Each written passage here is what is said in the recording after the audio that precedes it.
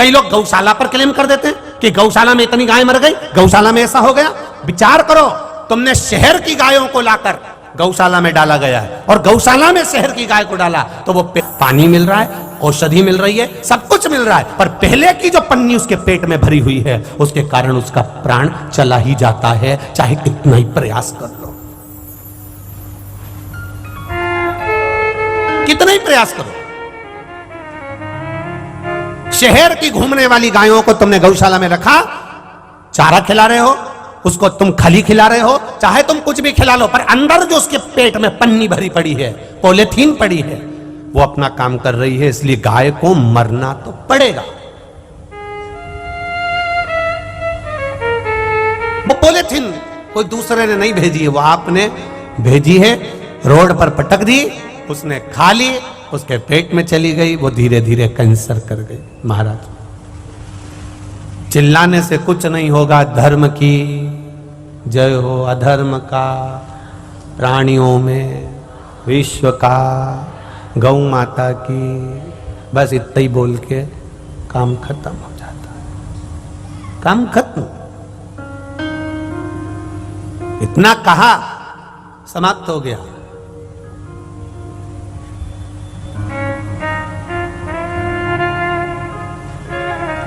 कल नर्मदा जयंती मनाई गई, कभी गंगा जयंती मनाई जाती है, कभी ताप्ती जयंती मनाई जाती है, कभी चंद्रभागा जयंती मनाई जाती है, सारी पवित्र, कभी छिपरा जी के तट पर कोई जयंती मनाई जाती है, पवित्र से पवित्र नदियों के तट पर जयंतियां मनाई जाती हैं। एक से बढ़कर एक त्योहार, एक से बढ़कर एक उत्सव मनाया जाता है। हम मना नहीं करेंगे, आप त्योहार मनाओ, उत्सव मनाओ, जयंती मनाओ, खूब खर्च करो, सुंदर सजाओ, सुंदर उत्सव मनाओ, पर निवेदन केवल इतना है कि नर्मदा हो, गंगा हो, कावेरी हो, छिपरा हो, सरयू हो, उनके तट पर तुम कुछ भी मनाओ, पर ये कागज के दिए, ये प्लास्टिक के दोने में दिया जलाकर तुम नदियों में फेंक देते हो, वो आगे जाकर तुमने तो दीपदान कर दिया, तुमने तो वहां दिए लगा दिए, पर बाद में घाट पर पड़ा हुआ कचरा, नदी में डाला गया कचरा, वो सारा एक जगह पर दूषित होता रहता है। हमारी पवित्र नदियां अगर ऐसी दूषित होती रहेगी तो ऐसी जयंती मनाने से कोई फायदा नहीं है।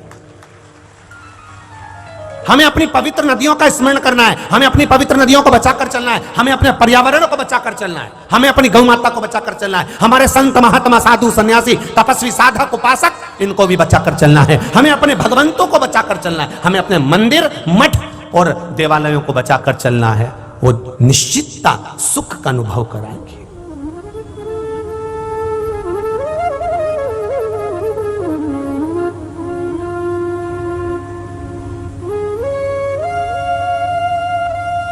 निश्चितता सुख का अनुभव कराएं। महाराज,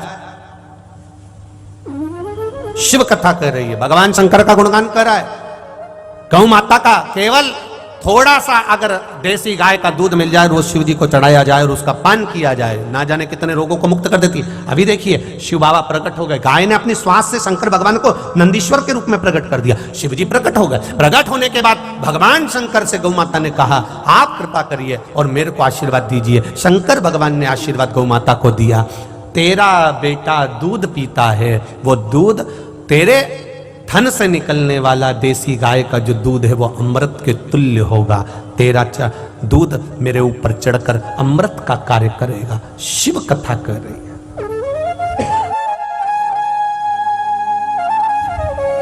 शिव महापुराण की कथा कर रही है, भगवान शंकर का गुणगान कर रहा है, शिव तत्व कह रहा है। गाय का बछड़ा जब दूध पीता है और उसके मुख पर जो फेन आता है, वो फेन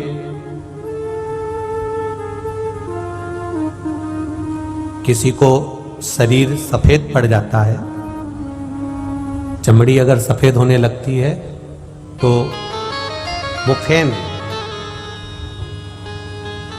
महाराज, पूर्णिमा के दिन अगर गाय बछड़े को दूध पिला रही है और उसके मुंह पर जो फेन आ जाता है उसको चम्मच में निकाल लिया जाता है। देसी गाय का बछड़ा, देसी गाय की दूध, बछड़ा जब पिए उस पर फेन आ जाए तो चम्मच में निकाला जाता है। पूर्णिमा की रात्रि को शरीर में जहां कहीं भी श्वेत रोग हो जाता है, चमड़ी सफेद पड़ने लगती है, वहां उस फेन को लगाया जाता है। देसी गाय अगर फेन कम है तो देसी गाय का दूध मिला लिया जाता है, उसको शरीर पर लगाकर चंद्रमा के प्रकाश के अंतर्गत उसको रखा जाता, फिर आधे घंटे बाद 1 घंटे बाद स्नान करा जाता। 4-5 पूर्णिमा के अंतर्गत इस क्रम को जब करा जाता है तो धीरे धीरे धीरे धीरे चमड़ी अपने असली कलर में आना प्रारंभ हो जाती है और वो चर्म रोग समाप्त हो जाता है। इतना बल है देसी गाय के उस दूध में, उस फेन में, इतना बल है।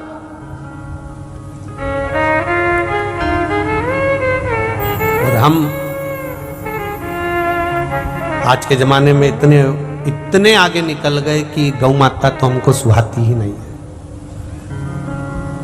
जहां देखो, कल भी हमने देखा, हम यहाँ से इधर भीड़ रहती है तो इधर से निकल जाते हैं, वो हमारे वो जिग्नेश भाई हमारे इधर ले जाए, और पुलिस की गाड़ी इधर से चली जाए तो इधर से जाए, तो हम इधर से जा रहे थे, हमने देखा कि 4-5 गाय भी थी किसी एक महिला के पास में, और 2 भैंस भी थी, वो ऐसी चरा रही थी उसको।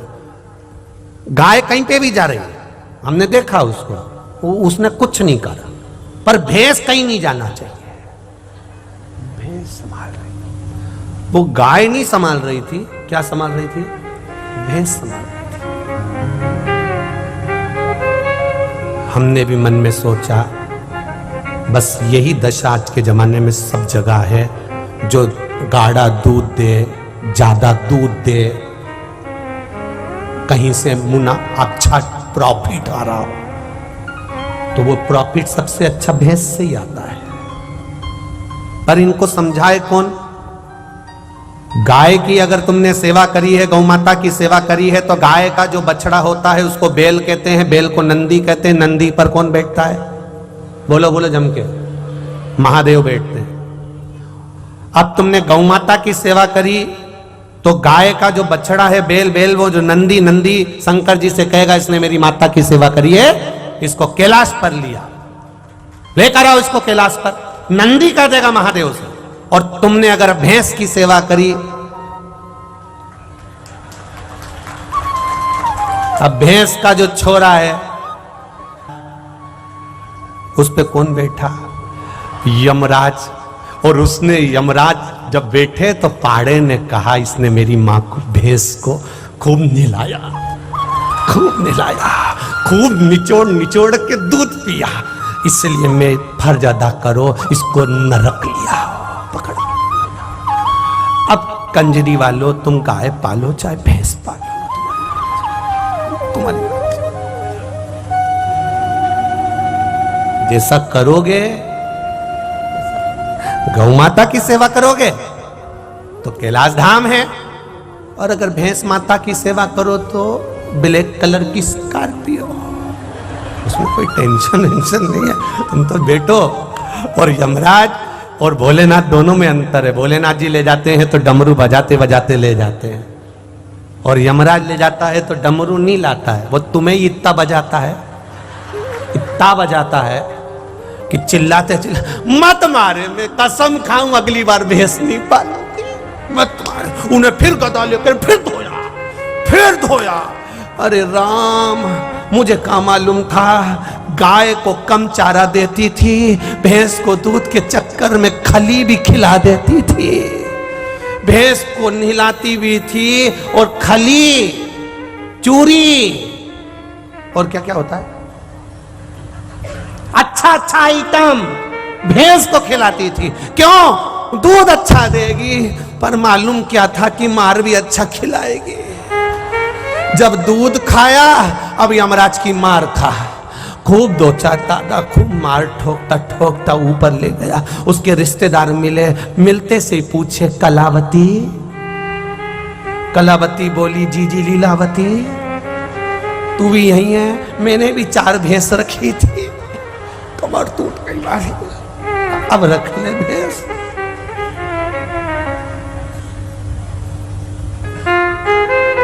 मत बुरे कर्म कर बंदे, वरना पछताएगा, भगवान की आंखों से तू बच नहीं पाएगा, तू बच नहीं पाएगा। अरे ओ अज्ञानी मत कर नादानी, तेरे कर्म का फल भी तू ही पाएगा, जैसा किया तूने तेरे आगे आएगा। मत कर बुरे कर्म कर बंदे वरना पछताएगा। भगवान की आंखों से तू बच नहीं पाएगा, तू बच नहीं पाएगा। आपके कर्म का भोग आपको भोगना, वो निश्चितता में भोगना। शिव का भजन करना, शंकर का गुणगान करना, शिव का स्मरण करना, शिव भक्ति में रम जाना एक आनंद की अनुभूति करा दे। शिव महापुराण की कथा कर रहे, मंथन में निकला विष, शिव जी ने पिया, देवताओं के हित के लिए पिया। घर का जो बुजुर्ग हो